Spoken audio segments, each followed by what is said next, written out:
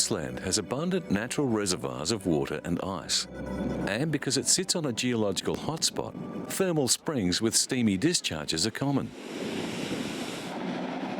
The country uses geothermal energy to generate cheap, clean power.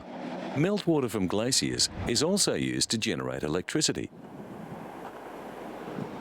The only fossil fuel the country uses is for vehicles and transport. We have been steadily developing our geothermal harnessing while other nations have not been. Therefore, cutting-edge technology, bringing in new solutions, has happened here in Iceland for the past decades. Iceland's abundance of water and its volcanic structure also provide the country with natural hot water. In many places, this is piped and used for heating. Again, this has a very positive effect on Iceland's carbon footprint. But experts are warning that the wasteful use of natural hot water could deplete the resource. Energy is so cheap that geothermal water is used to keep pavements and car parks snow-free during the winter. Having an endless supply of geothermal water means 99% of homes in Iceland are run on renewables. Hot water from the springs is cooled and pumped into the taps of nearby homes. Stefan Arnoldsson from the University of Iceland is an expert in geothermal energy. He warns that the resource should not be taken for granted. Almost 90% of the people of Iceland, they use geothermal hot water for heating their home. So cheap is electricity in Iceland that they are looking to convert it to hydrogen to cut the country's reliance on fossil fuel to zero. Valdis Asta Adelsteindaughter is from Reykjavik. Married with 2 children, she works for the country's Civil Aviation Authority. Valdis says that during the winter, the family keep their heating system at 25 degrees Celsius. She thinks that Icelanders take water for granted, but she also considers her country's water to be the best in the world. Geothermal energy in Iceland first happened in the early years of the 20th century, when an enterprising farmer diverted a stream from a hot spring to heat his house. 4 decades later, the hot water was piped to houses and swimming pools across the island. Blue Lagoon is Iceland's largest geothermal public bath. Opened in 1989, it has become an important tourist spot. Iceland's location on one of the Earth's major fault lines, the Mid-Atlantic Ridge, means the country is dotted with volcanoes and hot springs. Reykjavik Energy, Iceland's biggest energy company, runs the Hellisheidi power plant, which is still only partially completed. It's located in the center of the country. This is our oil or our gold, so to speak. If we didn't have this energy, we would have to import fossil fuels to provide us with electricity. But there are plenty of other uses for cheap power, and the aluminium industry, which uses huge amounts of electricity in its production smelters, is already taking advantage of Iceland's lower power tariffs. The 3 operating turbines of Hellisheidi provide nearly half of Iceland's electricity. When completed, it will produce enough electricity to provide energy for the whole country.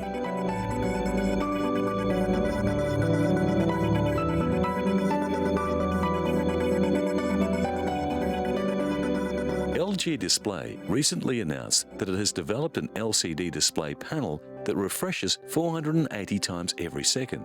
But what does this mean?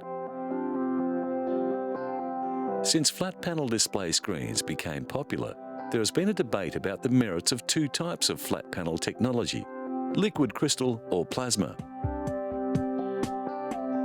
While the LCD panels had lower power consumption and better resolution, plasma screens had better contrast and could render fast-moving images more clearly. They could be made bigger too. Now, work done at the LG developmental labs in South Korea mean the company's soon-to-be-released True Motion display panels will have a much quicker response time, eliminating problems associated with fast-moving images. And scanning backlight technology has enhanced the LCD's contrast. LG launched a range of new display screens at this year's Consumer Electronics Show in Las Vegas. They stretch from the very thin picture frame unit to a 60-inch model. The company's 55-inch HD unit has an LCD screen that uses a different system of light-emitting diodes to deliver superior contrast. Another innovation is the separation of the screen from its signal processing electronics.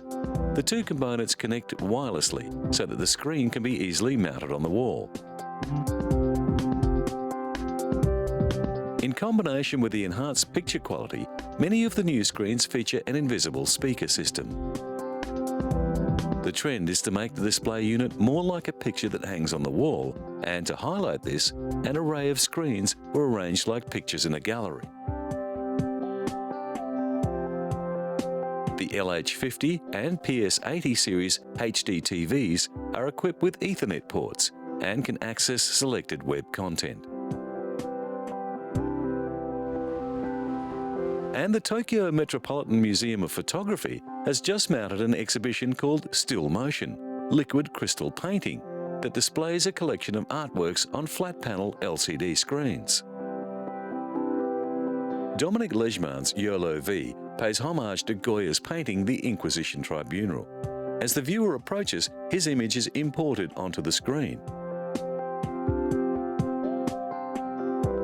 Sam Taylor Wood's Still Life pictures a bowl of fruit as it ages over several weeks.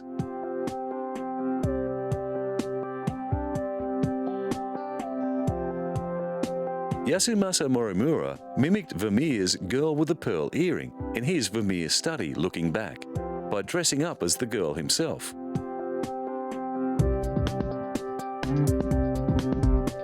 Museum curator Satomi Fujimura explains that the artworks have their origins in traditional paintings, but they also explore future styles and directions that become possible as the use of technology in art evolves. Hiroshu Senju's A Forest of Water appears like a traditional Japanese folding screen.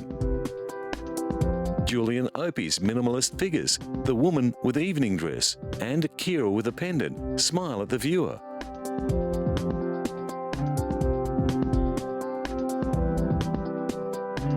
Shiuki Kojima's rhythmic calm, Land of Sand expresses the constant shifting of the dunes in the wind. One room of the gallery is pitch black, and the LCD screens appear to emerge from the darkness, showing small scenes of moving life. The Tokyo Metropolitan Museum of Photography has always included film in its range of interests, but this LCD exhibition is a new development. It represents a fusion of the moving image and the more traditional framed art hanging on the wall.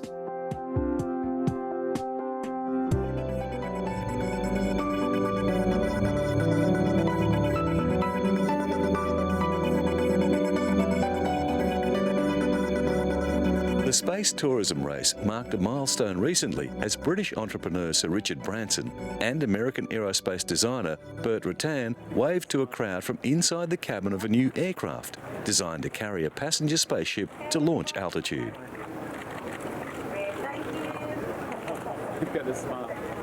The White Knight 2 mothership was christened with champagne before a crowd of engineers, dignitaries and space enthusiasts at the Mojave Air and Spaceport in the high desert north of Los Angeles. That's my second accident. We hope to be able to start a program where we can try to fly people incredibly quickly around the world, from New York to Australia in less than 2 hours. White Knight 2 is the largest all-carbon composite aircraft ever built. It is the brainchild of Burt Rutan, who made history in 2004 when his Spaceship One became the first private manned aircraft to reach space.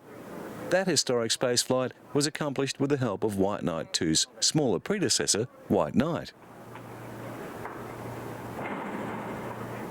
Now the new mothership must undergo at least a year of rigorous flight tests. Retired American astronaut Buzz Aldrin and his wife also took part in the event. You've done it before, huh? Well, I mean, the publicity benefit would accrue to whom? To me? No. I've been on the moon with Neil Armstrong. See, so I don't need the publicity. Next step is the completion of Spaceship 2, which will be flown by 2 pilots and carry 6 passengers.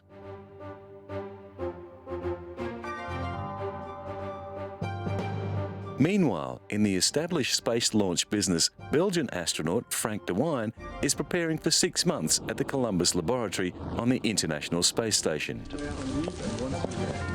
He will fly with Russian cosmonaut Roman Romanenko and Canadian Space Agency astronaut Robert Thirsk.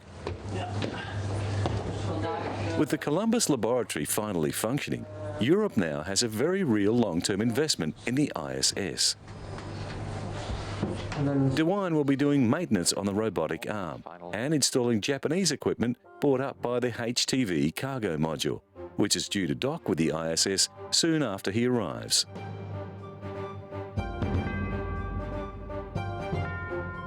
As well, he will be carrying out experiments for scientists back on Earth. What scientists are trying to determine is if microgravity influences our perceptions of parallel lines. Orientation is something that is very important also here on Earth, how people can orient themselves. Often elderly people have problems with that, and by trying to measure the processes also in microgravity that are happening in our brain, scientists try to determine if they can find also cures for diseases here on Earth. In 2002, de Wijn spent 12 days in space aboard the ISS for ESA and Belgium's Odyssea mission. The European Space Agency is not taking any chances with its next astronaut, and Dutch ESA astronaut André Kuipers is serving as backup. In support of the upcoming mission, NASA has already sent up a shuttle carrying supplies and equipment.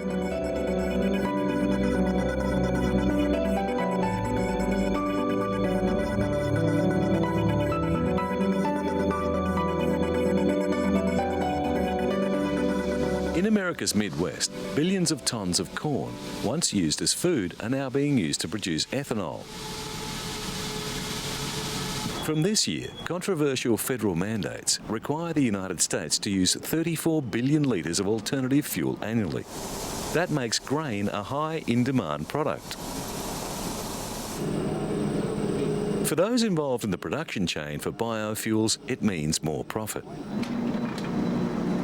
A full 33% of this year's US corn harvest, or 3.9 billion bushels, is expected to go towards ethanol production, up from 22%.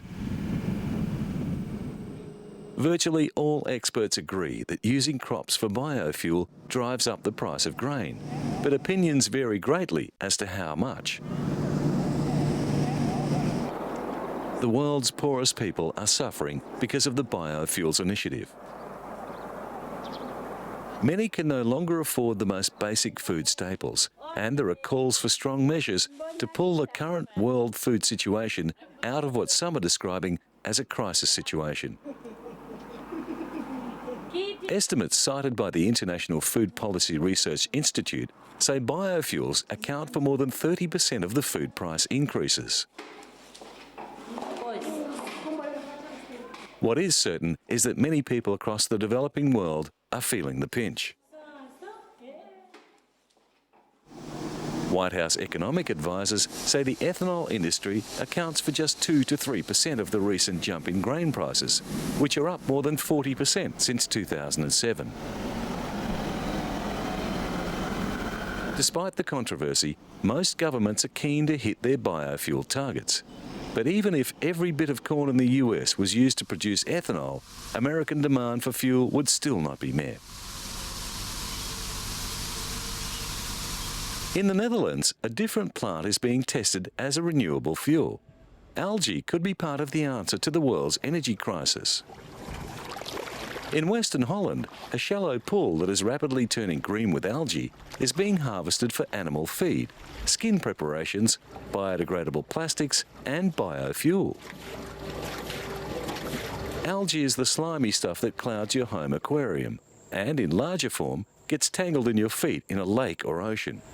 It can grow almost anywhere there is water and sunlight, and under the right conditions, it can double its volume within hours. Opinions differ on how best to grow algae and how quickly it can come on stream as a commercially viable alternative or supplement to fossil fuel. But scientists and industrialists agree the potential is huge. In a warehouse 200 kilometres southeast of Amsterdam, a bioreactor is producing algae in pressure cooker fashion that its manufacturer hopes will one day power jet aircraft. Algae doesn't require much space or good farmland. It can grow in freshwater, polluted water, seawater or farm runoff. It can purify a city's sewage while feeding on the nitrogen and phosphates in human waste, and it is rich in oil. The most common strains farmed today have an oil content of 30%, but this can rise as high as 70%. Experts say it will be years, maybe a decade, before this simplest of all plants can be efficiently processed for fuel. But when that day comes, it could go a long way toward easing the world's energy needs and responding to global warming. And it avoids the fuel for food dilemma that has plagued first and second generation biofuels like corn, sugar and palm oil. The European Union has mandated that 20% of Europe's energy must come from renewable sources by 2020, including a 10% biofuel component for transportation fuel. One promising technique nurtures the algae in a closed and controlled environment of clear tubes, speeding the reproductive process by 2 to 4 times. But the process requires much more energy than open pools and needs a tube cleaning system to maintain a high light penetration for photosynthesis. At IngraPro's farm, the scum from the double Olympic-sized pool is filtered and processed into flaky green strips that crumble to the touch. Potential for the new product is huge.